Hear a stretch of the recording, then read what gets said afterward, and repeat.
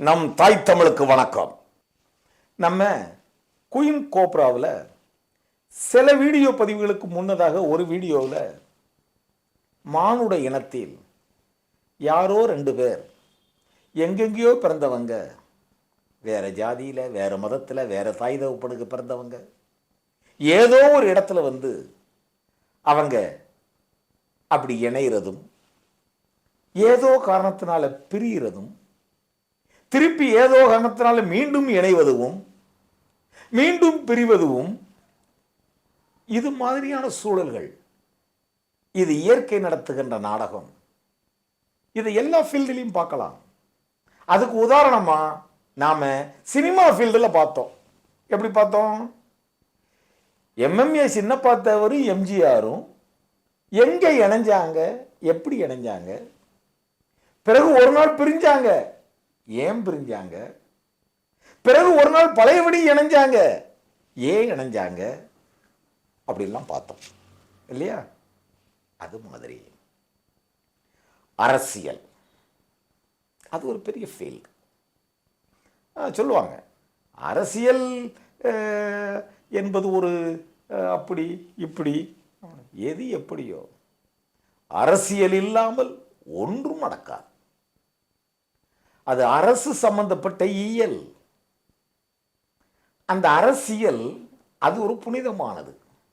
அந்த புனிதமான அந்த அரசியல் அகுதன்றி இங்கே ஓரணுவும் அசையாது.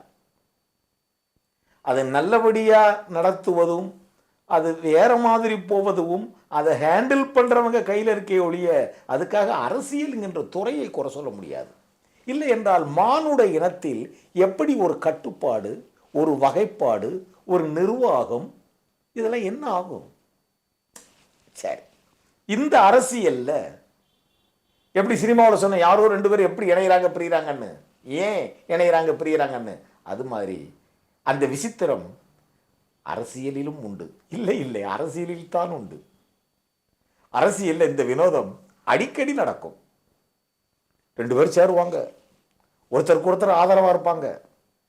திடீர்னு பார்த்தா 2 பேரும் பிரிஞ்சிருவாங்க, ஒருத்தருக்கு ஒருத்தர் எதிர்பார்ப்பாங்க. அங்க ஏன் இணைஞ்சாங்க, இங்க ஏன் பிரிஞ்சாங்க, அங்கேயும் பல கணக்குகள். இதுல உதாரணத்திற்கு நாம யார் எடுத்துக்கிறோம்? மக்கள் திலகம் எம்ஜிஆர், டாக்டர் கலைஞர் கருணாநிதி. 2 பேரும் எப்படிப்பட்ட கேரக்டர், எப்படிப்பட்ட ஜாம்பவான்கள், எப்படிப்பட்ட லீடர். இவங்க 2 பேர் கூட தான் இணைஞ்சிருக்காங்க, பிரிஞ்சிருக்காங்க, மீண்டும் இணைஞ்சிருக்காங்க உள்ளத்தால. அதுக்கெல்லாம் பல இன்சிடென்ட்ஸ் இருக்கு. இவங்களை பேஸ் பண்ணி எத்தனையோ இணைப்பு பிரிப்பு. பாருங்க, 1957 திமுக தேர்தலில் நின்று மொத்தம் 15 தொகுதியில் தான் ஜெயிச்சது. அப்பமெல்லாம் எம்ஜிஆருடைய கான்ட்ரிபியூஷன் அப்படிங்கிறது. அதுக்கு பிறகு 1962 அந்த சட்டமன்ற பொது தேர்தலில் எம்ஜிஆர் முழுக்க முழுக்க திமுகவுக்காக பிரச்சாரம் செய்கிறார். அதுல 50 தொகுதிகளில் ஜெயிக்குது. இந்த 50 தொகுதிகளில் திமுக 1962 ஜெயிக்கிறது காரணம் எம்ஜிஆர் தான் என்று பலரும் ஒத்துக்கொண்டார்கள். அதுல குறிப்பா ஒன்று கேளுங்க, கலைஞர் கருணாநிதி அவர்கள் இதுக்கு முன்னாடி குளித்தலை தொகுதியில் நின்னாரு. இப்ப 62 தஞ்சாவூர் தொகுதியில் நிற்கிறார் திமுக சார்பாக. இப்ப எம்ஜிஆர் திமுகவுக்காக பலருக்கும் எம்ஜிஆர் ஓட்டு கேட்டு போனதான் ஜெயிக்க முடியும்னு எல்லாரும் நம்பினாங்க, அண்ணாதுரை உள்பட. இப்ப எம்ஜிஆர் தஞ்சாவூர் போறார். தஞ்சாவூர்ல திமுக சார்பாக கலைஞர் கருணாநிதியை ஆதரித்து உதயசூரியன் சின்னத்தில் ஓட்டு கேட்கிறார். மக்கள்லாம் எம்ஜிஆர் போதுமே, எம்ஜிஆர் பார்க்கணும்னா தான் எப்படி கேட்கணுமா? தஞ்சாவூர்ல எம்ஜிஆர் போறாரு. கூட்டங்கள் நடக்கக்கூடிய இடத்துல மட்டும் கூட்டம் இல்லை, இவர் ஆந்த வேலை ரோட்ல போவார்ல, விவசாயம் பார்த்துக்கிட்டு இருக்கவங்க எல்லாம் அதெல்லாம் போட்டு திரு திரு ஓடிடுவாங்க. எம்ஜிஆர் பார்த்து தலைவருமாங்க, அண்ணன்பாங்க. அவர் நிற்பாரு, பேசுவாரு. அவங்க எம்ஜிஆர் குடிக்க கூழ் தருவாங்க, குடிப்பாரு. குடிக்க தண்ணி தருவாங்க, குடிப்பாரு. அப்படி பொதுமக்கள் எம்ஜிஆர் மேல அவ்வளவு ஐக்கியமா இருந்தாங்க. தஞ்சாவூர்ல சுற்றுப்பயணம் பண்ணி கலைஞர் கருணாநிதிக்கு ஆதரவாக உதயசூரியன் சின்னத்தில் எம்ஜிஆர் ஓட்டு கேட்கிறாரு. அப்படி போய்கிட்டு இருக்கும் போது ஒரு தடவை ஆழ்ந்த வெயில சில மக்கள் ஓடி வராங்க. அப்ப எம்ஜிஆர், ஓட்டு போடுவீங்களா? ஐயா நீங்க வந்துட்டீங்க, போட்டுருவோம். யாருக்கு? இது ஐயாவுக்கு தான். போயிட்டாரு. இன்னும் கொஞ்சம் தூரம் கழிச்சு இன்னும் 10-15 பேர் ஓடி வராங்க. ஓட்டு போடுவீங்களா? போடுவோம். யாருக்கு? ஐயாவுக்கு தான். எம்ஜிஆருக்கு இப்பதான் டவுட்டு, ஐயான்னு இவங்க யாரை சொல்றாங்க? ஏன்னா மக்கள் பொதுவாக எம்ஜிஆர் ஐயான்னு சொல்ல மாட்டாங்க, அண்ணாதுரை ஐயான்னு சொல்ல மாட்டாங்க, கலைஞரா ஐயான்னு சொல்ல மாட்டாங்க. இவங்க யாரை சொல்றாங்கன்னு கேட்டு பழையபடியும் இவர் ரீசெக்கப் பண்றாரு. மக்கள்கிட்ட கேட்கிறாரு, ஓட்டு போடுவீங்களா? கண்டிப்பா போடுவோம். யாருக்கு? ஐயாவுக்கு தான். ஆமா, ஐயான்னா நீங்க யாரை சொல்றீங்க? அவங்கள சொல்றாங்க, பரிசுத்த நாடாரை சொல்றோம்பாங்க. எம்ஜிஆருக்கு ஷாக் ஆயிடுச்சு. ஏங்க, பரிசுத்த நாடாருக்கு ஓட்டு கேட்டு நான் வரலங்க, நான் திமுக சார்பா உங்ககிட்ட போட்டிடுற கருணாநிதிக்காக ஓட்டு கேட்டு வந்திருக்கேன், உதயசூரியனுக்காக. அப்படியா என்று மக்கள் அப்போதுதான் விழிப்பு கொண்டார்கள். இல்லைன்னா அந்த தேர்தலில் பரிசுத்த நாடார் ஜெயிச்சிருப்பார் ஈஸியா. அது செல்வாக்குள்ள குடும்பம். யாகப்ப நாடாருடைய பையன் பரிசுத்த நாடார்னா அந்த ஃபேமிலியே மிகப்பெரிய செல்வாக்குள்ள குடும்பம். கலைஞர் கருணாநிதி அவளை ஈஸியா ஜெயிக்க முடியாது. எம்ஜிஆர் இப்படி சூறாவளி சுற்றுப்பயணம் மேற்கொண்டதன் விளைவாக கலைஞர் கருணாநிதி தஞ்சாவூரில் அந்த தேர்தலில் ஜெயித்தார் என்பது பலரும் ஒப்புக்கொண்ட உண்மை. சரி, இது எதுக்கு சொல்றேன்னா, கலைஞர் கருணாநிதியை இந்த சூழலில் எம்ஜிஆர் ஆதரிக்கிறார். இருவரும் இணைந்திருக்கிறார்கள். இருவரும் இணைந்திருக்கிறார்கள் என்பதற்கு 1000 இன்சிடென்ட்ஸ் இருக்கு. நான் சும்மா ஒன்று சொல்றேன், ஒரு இணைப்புக்காக.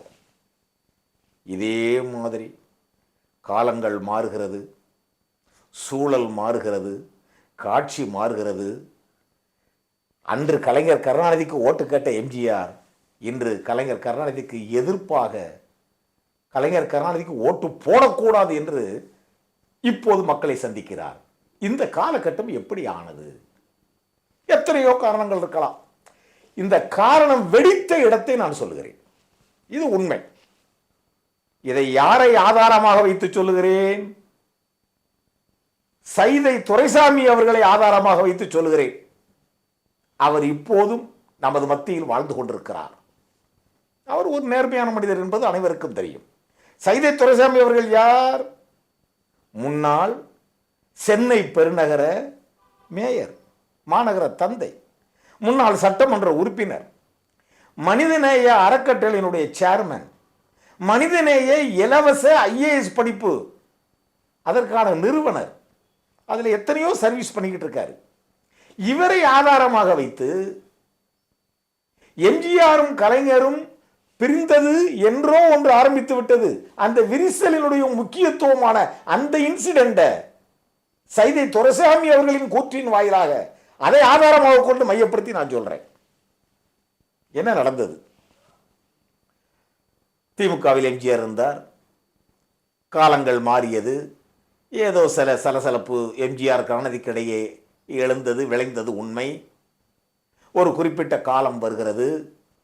கலைஞர் அவர்கள் எம்ஜிஆர் மன்றங்களை கலைப்பதற்காக மேற்கொண்டாராம்.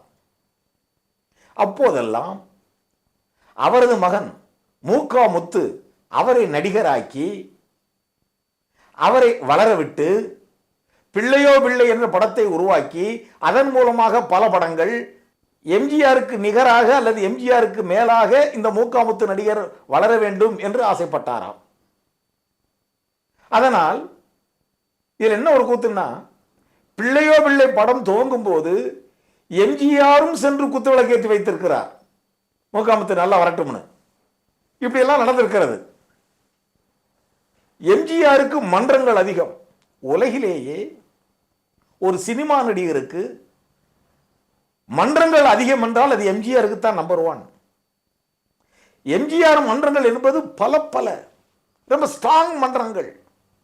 ஒரு முறையில் அந்தமான்ல போய் நம்ம இந்தியாவுடைய பிரைம் மினிஸ்டர் லால் பகதூர் சாஸ்திரி எம்ஜிஆர் மன்றத்தை அங்கே திறந்து வைத்திருக்கிறார், ஒரு பிரதமர். அந்த வரலாறெல்லாம் எம்ஜிஆருக்கு தான் உண்டு.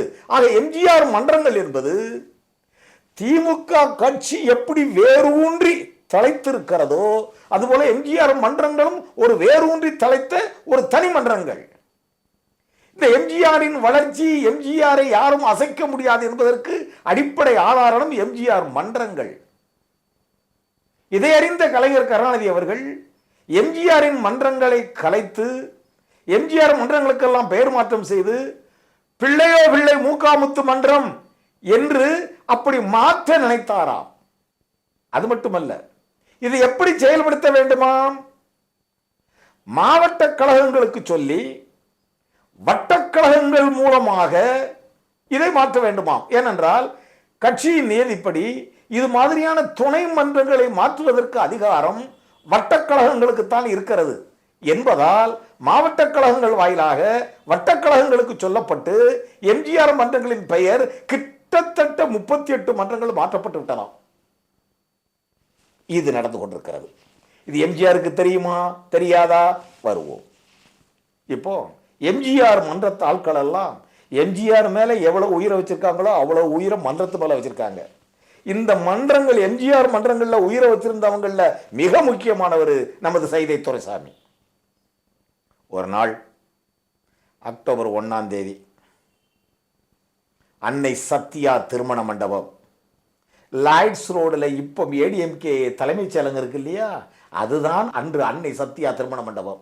அங்க சென்னை செங்கல்பட்டு எம்ஜிஆர் மன்றங்களினுடைய கூட்டமைப்பு நடத்தக்கூடிய ஒரு கூட்டம், ஐயா ஆரம் வீரப்பன் தலைமையில்.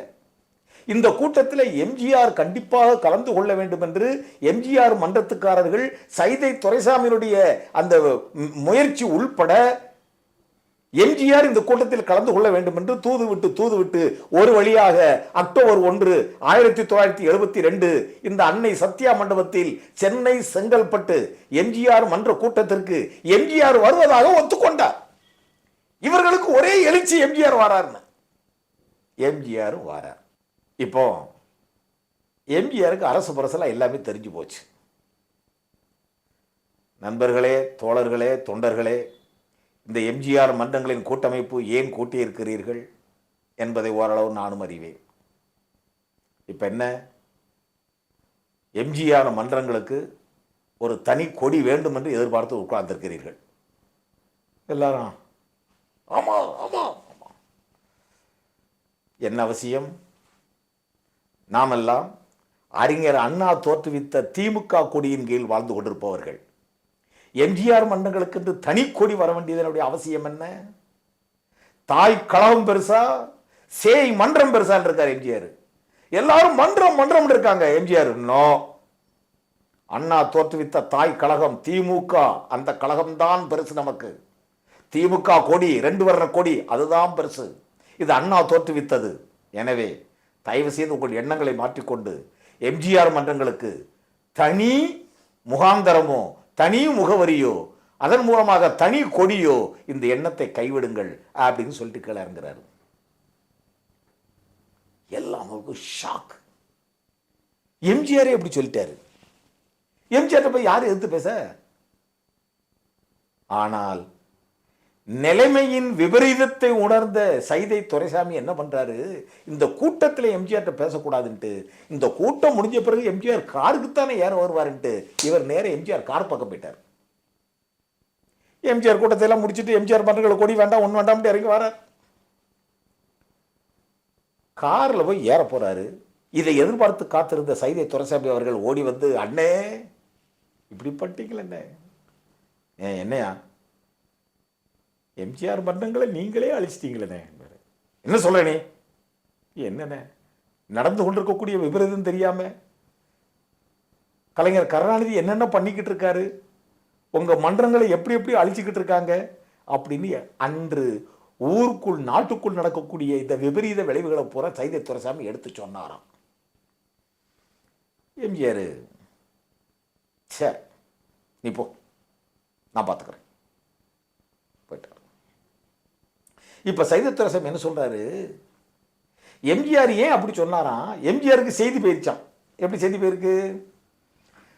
அந்த சூழ்நிலையில பாண்டிச்சேரியினுடைய முதல் மந்திரி பரூக் மரக்காயர், எம்ஜிஆர் அவரும் பெஸ்ட் ஃப்ரெண்டு. எம்ஜிஆர் மன்றங்கள் எம்ஜிஆரை அழைத்து எம்ஜிஆர் மன்றங்களுக்கு தனி கொடி அவங்கெல்லாம் கேட்டுக்கிட்டு இருக்காங்கிறத தெரிஞ்ச கலைஞர் அவர்கள் பரூக் மரக்காயர் மூலமா எம்ஜிஆருக்கு தூது விட்டு அந்த அவசியம் இல்லை, நான் பண்ண சில தவறுகளை எல்லாம் நான் விட்டுருதேன், இனிமே அப்படி போக வேண்டாம், அதனால தனிக்கொடி தனி அமைப்பெல்லாம் வேண்டாம் என்று பரூக் மரக்காயரிடம் தூது விட்டு அந்த தூது எம்ஜிஆரிடம் வந்ததனால் அவர் கூட்டத்தில் அப்படி சொல்லியிருக்காரு, தனிக்கொடி வேண்டாம்னு அப்படின்னு சைதை துரைசாமி சொல்றாரு. இப்ப எம்ஜிஆர் சைதை துரைசாமி நிலவரத்தை எடுத்து சொன்ன உடனே சில கருத்துக்களை எம்ஜிஆர் கேட்டால் சைதை துரைசாமி சொன்ன விபரீத விளைவுகளை விட அங்க ரொம்ப கெடுபடியா போய்கிட்டு இருக்கான் எம்ஜிஆர் மன்றங்கள் அழிப்பு நிகழ்ச்சி. இப்பதான் எம்ஜிஆர் ஒரு முடிவுக்கு வர்றார், சைதை துரைசாமி சொன்னது சரிதான், கரெக்டு, ரைட். சரி, அக்டோபர் 8ஆம் தேதி திருக்கழுக்குன்றத்தில் ஒரு பொது மீட்டிங் எம்ஜிஆர் டேட் தராரு. அன்றைக்கு மாலையிலேயே சென்னை லாய்ட்ஸ் ரோடு ஒரு பொது மீட்டிங் எம்ஜிஆர் டேட் தராரு. அக்டோபர் 8. அக்டோபர் 1 1972 சத்யா மண்டபத்தில் அந்த கூட்டம். எம்ஜிஆர் ஒரு முடிவுக்கு வந்து அக்டோபர் 8ஆம் தேதி திருக்கழுக்குன்றத்தில் லாய்ட்ஸ் ரோட்டில் இந்த கூட்டம். இந்த 2 கூட்டங்களில் தான் எம்ஜிஆர் திமுக காரர்களிடம் கணக்கு கேட்கிறார். விஷயம் வெடிக்கிறது, பூதாகரமாகிறது. எம்ஜிஆர் வெளியேற்றப்படுகிறார். முதல்ல சஸ்பெண்ட் செய்யப்படுகிறார், பின்பு வெளியேற்றப்படுகிறார். இப்போது அக்டோபர் 17ஆம் தேதி அக்டோபர் 17இல் அதிமுக கட்சி தொடங்கப்படுகிறது. அதிமுக கட்சி தொடங்கப்பட்ட நாள் முதல் எந்த கருணாநிதி அவர்கள் வெற்றி பெற வேண்டும் என்று இத்தனை ஆண்டுகளாக எம்ஜிஆர் போராடி கொண்டிருந்தாரோ, எந்த கருணாநிதி அந்த தஞ்சாவூர் தேர்தலில் நிச்சயமாக ஜெயிக்க வேண்டும், யார பரிசுத்த நாடாரை எதிர்த்து ஜெயிக்க வேண்டும் என்று எம்ஜிஆர் ஆசைப்பட்டாரோ, அதே கருணாநிதி அவர்களும் அந்த கட்சியும் அதற்கு எதிர்ப்பாக எம்ஜிஆர் இப்படி செயல்படுகிறார். அது அரசியல். சைதை துரைசாமி அவர்கள் கூற்றில் அந்த அந்த ஆதாரத்தோடு உங்களுக்கு சொல்கிறேன், அது அரசியல். இப்ப நமக்கு மேட்டர் என்ன, எப்படி சினிமாவில் எம்ஜிஆர் சிதப்பத்தாவரும் இணைஞ்சாங்க பிரிஞ்சாங்க, அதுக்கான அந்த காலகட்டம் என்ன, இயற்கை என்ன நாடகம் நடத்தியது, அதுபோல அரசியலிலும் அப்படி நடக்கிறது. பாருங்க, புதிய பூமின்னு ஒரு படம், எம்ஜிஆர் அவ்வளவு பிஸி ஷெடியூலுக்கு மத்தியில் 17 நாளில் அந்த புதிய பூமி படத்தை ஷூட்டிங் முடிச்சு கொடுக்காரு. ஃபர்ஸ்ட் காப்பியாகி சக்கர படம் ரிலீஸ் ஆகுது. காரணம், அன்னைக்கு தென்காசி இடைத்தேர்தல். தென்காசி இடைத்தேர்தலில் திமுக சார்பாக காமு கதிரவன் வேட்பாளராக நிற்கிறாரு. அந்த புதிய பூமி படத்தில் எம்ஜிஆர் பேர் கதிரவன். எம்ஜிஆர் அப்ப டிஎம்கே இருக்காரு. கதிரவனுக்கே உங்கள் ஓட்டு, கதிரவனுக்கே உங்கள் ஓட்டுன்னு படத்துல காட்சி வருது. அப்ப கதிரவன்னா படத்துல எம்ஜிஆர், ஆனா அவங்க இன்டைரக்டா யாருக்கு ஓட்டு கேட்காங்க, கதிரவன் வேட்பாளர் கேட்காங்க. அந்த தேர்தலில் கதிரவன் ஜெயிக்கிறார். எம்ஜிஆர் கட்சி ஆரம்பித்த பிறகு அதே கதிரவன் அதே டிஎம்கே தான் இருக்கிறார். 1977 எம்ஜிஆர் முதலமைச்சரான ஆண்டு, அதற்கான சட்டமன்ற தேர்தல் பொது தேர்தல் நடக்கு. நெல்லை மாவட்டத்தில் ஒரு தொகுதியில் இதே கதிரவன் நிற்கிறார் திமுக சார்பா. எம்ஜிஆரோட படம் நவரத்ன ரிலீஸ் ஆகுது. அதுலேயும் ஏடிஎம்கேனுடைய அந்த பரப்பு இருக்கும். ஆக இப்போது அதுக்கு அமமுக கதிரவனுக்கு எதிர்ப்பாகிறது. இதெல்லாம் யோசிச்சு பாருங்க. ஒரு காலத்தில் யார் யாருக்கு ஆதரவாகவும் யார் யாருக்கு எதிர்ப்பாகவும், இப்படி நான் எம்ஜிஆர் கலைஞர் அவர்களை வைத்து உதாரணம் சொன்னேன். இது மாதிரி எத்தனை. சரி, இதெல்லாம் எதற்காக? எல்லாம் எடுத்துக்கொள்ளப்பட வேண்டியதுதான். உங்களுக்கு பைபிளில் ஒரு சாப்டர் உண்டு, 15 வாதைகள்னு ஒரு சாப்டர் உண்டு. அந்த 15 வாதைகளில் ஜீசஸ் பிதா கிட்ட போய் தன்னுடைய குறையெல்லாம் எடுத்து சொல்வார். ஒரு முறை சொல்லும்போது இவர் பட்ட அடி, அதன் வேதனையை சொல்லுவார். பிதா இவர் சொல்ல சொல்ல மௌனமாக கேட்டுக்கொண்டே இருப்பார், பதில் இருக்காது. இவர் சொல்றாரு, பிதாவே அதை விட்டுருங்க, இதுக்கு அடுத்து என்ன நடந்தது தெரியுமா? முள்ளு கம்பி இருக்குல்ல, 10 மாதிரி இருக்கும், அதில் முள்ளு, அதை வச்சு அடிச்சாங்க. பிதா கேட்டுக்கொண்டே இருக்கிறார். அடுத்த பாயிண்ட், மேலும் ஒரு கொடுமையை சொல்லுகிறார். பிதா அதற்கும் மௌனம். எல்லாம் சொல்லி முடித்து விட்டார். இதற்கு மேல் கொடுமையை சொல்ல முடியாது. கொடுமையின் உச்சத்தை சொல்லிவிட்டார். பிதா அதற்கும் மௌனம்.